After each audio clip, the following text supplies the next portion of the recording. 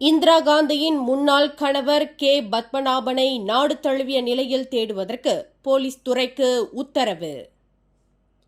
இந்திரா காந்தியின் 11 மாத கைக்குழந்தையை தூக்கிக் கொண்டு தலைமறைவாகிவிட்ட அவரின் முன்னாள் கணவர் கே பத்மநாபன் என்ற முகமது ரிட்வான் அப்துல்லாவை கைது செய்வதற்கு நாடு தழுவிய நிலையில் தேடுதல் வேட்டையை தொடங்குமாறு அரச மலேசிய போலீஸ் படைக்கு இப்போ உயர்நீதிமன்றம் இன்று உத்தரவிட்டுள்ளது.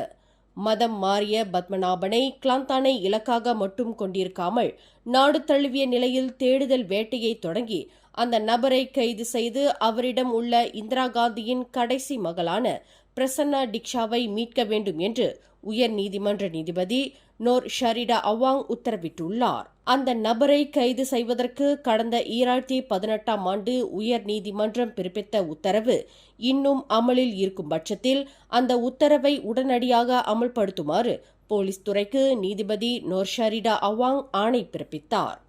அந்த நபர் இன்னமும் மலேசியாவில் பதுங்கியிருப்பது சாரா திட்டத்தில் அரசாங்கம் ஒதுக்கிய தலா 100 ரிங்கிட்டை பயன்படுத்தியது மூலம் அம்பலமாகியுள்ளது. அத்துடன் அந்த நபர் தனது வாகனத்திற்கு அடையாள கார்டை பயன்படுத்தி பூடி 95 பெட்ரோல் திட்டத்தை பயன்படுத்தி வருகிறார். இதன் அடிப்படையில் அந்த நபர் இன்னமும் மலேசியாவில்தான் உள்ளார் என்று உறுதி செய்யப்பட்டதால் அவரை கைது செய்வதற்கு கூடுதல் ஆணை ஒன்றை பிறப்பிக்கப்பட வேண்டும் என்று முன்னாள் பாலர் பள்ளி ஆசிரியையான இந்திரா காந்தி செய்து கொண்ட விண்ணப்பத்தை தொடர்ந்து உயர் நீதிமன்றம் இந்த அதிரடி உத்தரவை போலீஸ் துறைக்கு பிறப்பித்துள்ளது. மேலும் செய்திகளை தெரிந்து கொள்ள கீழே இருக்கும் பெல் பட்டனை அழுத்துங்கள்.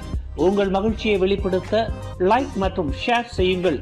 தொடர்ந்து திசைகளோடு இணைந்திருக்க சப்ஸ்கிரைப் செய்யுங்கள்.